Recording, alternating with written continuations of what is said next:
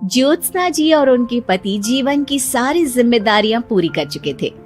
पैसे की कोई कमी नहीं थी, तो घूमना फिरना भी लगा रहता था। अरे बेटी के घर जाकर तो मजा ही आ गया, लेकिन विदेश से अच्छा तो देश ही लगता है। अब मन को चैन मिला। अरे लेकिन वहां की औरतें देखिए, कितनी फिट, स्मार्ट और चमकती हुई। आदत से तो बाज नहीं आओगे आप। अरे मजाक कर रहा हूँ यार। अच्छा मैं जरा बाजार होकर आता हूँ।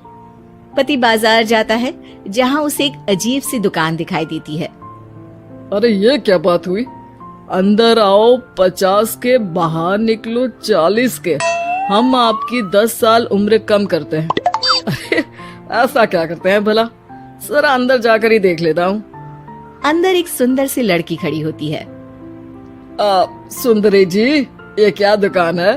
जरा जादू हम पर भी तो चला दीजिए।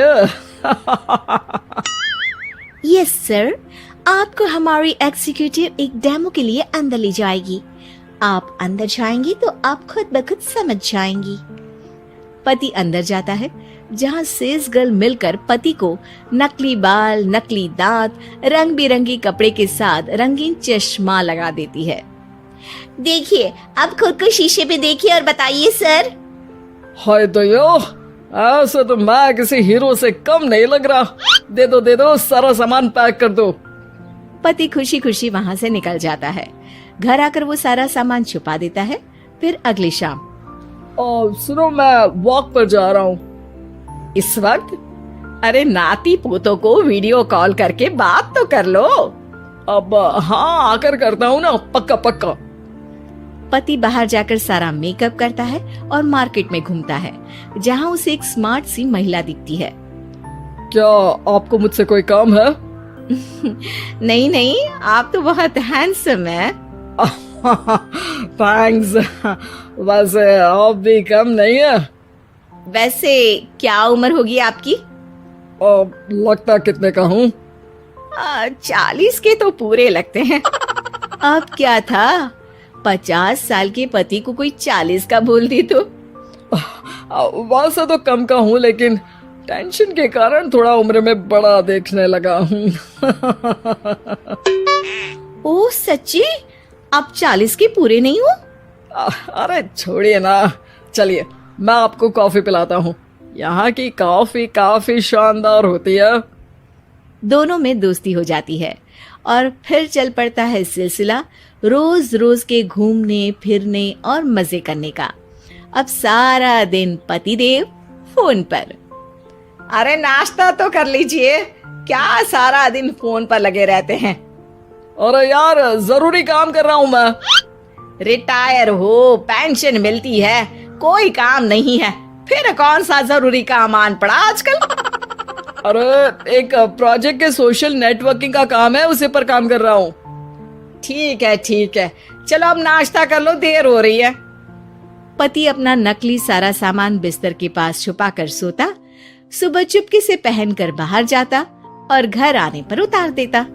एक दिन पड़ोसन कहती है, अरे ज्योत्सना बहन, तुम लोगों के घर कोई हैंडसम सा आदमी रहने आया है क्या?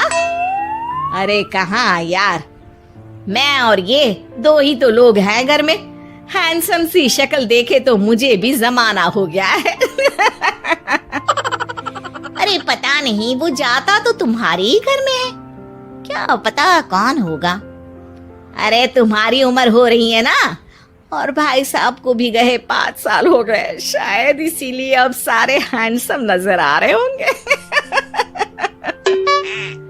पड़ोसन भी ज्योत्सना की बात पर मुस्कुराकर वहां से चली जाती है। एक दिन, अरे सुनो जी, बहू बेटा और पोता आ रहे हैं, कुछ दिनों के लिए वो हमारे साथ ही रहेंगे। अरे शिट यार, ये क्या है?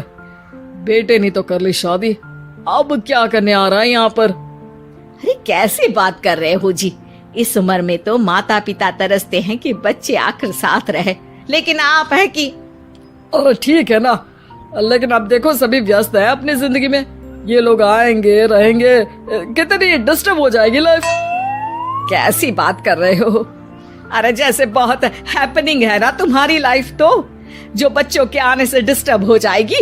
अरे दिन काटने मुश्किल होते हैं, बच्चे आ जाएंगे तो थोड़ा दिन रात पता तो चलेगा। ओफो, ठीक है, लेकिन बोल देना कि ना कोई मेरे कमरे में आए, ना मेरी लाइफ पे दखल दे कि मैं कहाँ जा रहा हूँ, क्या कर रहा हूँ, समझी? खैर, वो दिन भी आ जाता है जब बहू, बेटा और पोता उन लोगों के घर आते हैं। एक दिन, माँ जी, आज मेड नहीं आई है तो मैं आप लोगों के कमरे में झाड़ू लगा देती हूँ। अरे नहीं बहू, वो तेरे पापा को ना पसंद नहीं है कि कोई उनके कमरे में जाए। तू छोड़ ना, मैं खुद ही लगा दूंगी। सास को समझ में नहीं आता कि आखिर उसके पति ने किसी को कमरे में जाने से मना क्यों कर रखा है।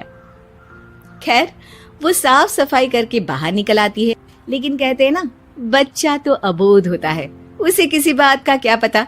वो खेलते खेलते दादा के बिस्तर तक पहुंच जाता है और बाहर ले आता है दादा का वो सारा सामान जो वो लगाकर घूमते थे। ज्योत्सना की नजर उस सामान पर पड़ती है। वो बच्चे से पकड़कर कमरे में लाती है और पैकेट खोलकर देखती है। हाय रे दैया, ये क्या लग रहा है कि आजकल ये प्रोजेक्ट नया मिला हुआ है। बेटे बहू के जाने के बाद ज्योत्सना सोचती है कि वो बात करेगी, लेकिन फिर अरे खुद से बात करूंगी तो मुकर जाएंगे। पता लगाना होगा कि माजरा क्या है। कुछ दिनों बाद, अरे यार, ये बच्चे लोगों के आने से लाइफ ना बड़ी डिस्टर्ब सी रही। मैं कुछ देर के लिए वॉक पर जा रहा हूँ, आराम से आऊंगा 2-4 घंटों के बाद, ठीक है? मैं क्या सोच रही हूँ कि मैं भी आपके साथ चलती हूँ। अरे थोड़ा रिलैक्स मैं भी तो हो जाऊं। हाँ, पड़ोस वाली बुढ़िया के साथ नीचे पार्क में जाकर वॉक करके आ जाओ। अच्छा जी, तुम कार से लॉन्ग ड्राइव के मजे लो और मैं पड़ोस की बुढ़िया के साथ। पति नहीं मानता और अपना पैकेट और कार लेकर निकल जाता है। रास्ते से वो उस महिला मित्र को फोन करता है। हाय ब्यूटीफुल, मैं कुछ दिनों के लिए आउट ऑफ कंट्री था, आज आ गया तो सोचा तुमसे मिल लूं। हाँ, क्यों नहीं, क्लब में आ जाओ। पति क्लब में पहुंचता है, सारा नकली सामान चिपका भी लेता है, लेकिन उसे पता नहीं होता कि ज्योत्सना ने सबका गोंद निकाल दिया है। ओ बेबी, मैंने आपको बहुत मिस किया। मैंने भी। लेकिन वो जैसे ही हंसता है, उसके नकली बाल गिरकर हाथ में आ जाते हैं, जिससे उसका सर गंजा दिखता है। ओ ये क्या! तभी उसका दांत भी हाथ में आ जाता है और ज्योत्सना के पति का सारा बुढ़ापा उसकी दोस्त के सामने आ जाता है। हे भगवान, अंकल जी कौन है आप? कैसी बात कर रही हो अंकल, मैं तो तुम्हारा दोस्त हूँ। अरे पर हो तो अंकल ही ना। नकली दांत, नकली बाल और क्या क्या नकली है। पति को गुस्सा आ जाता है। वो महिला के बाल पकड़कर खींचता है, जिसके बाद उसका बाल भी उसके हाथ में आ जाता है और महिला के सारे पके बाल सामने आ जाते हैं। ओह, तो तुम भी उसी दुकान से हो? जाओ 50 की निकलो 40 के। हाँ, बढ़िया आई मुझे अंकल कहने वाली। लेकिन ये समझ में नहीं आ रहा कि मेरे बाल और दांत बाहर कैसे आ गए। तभी वहां ज्योत्सना आ जाती है। जी, मेरी वजह से।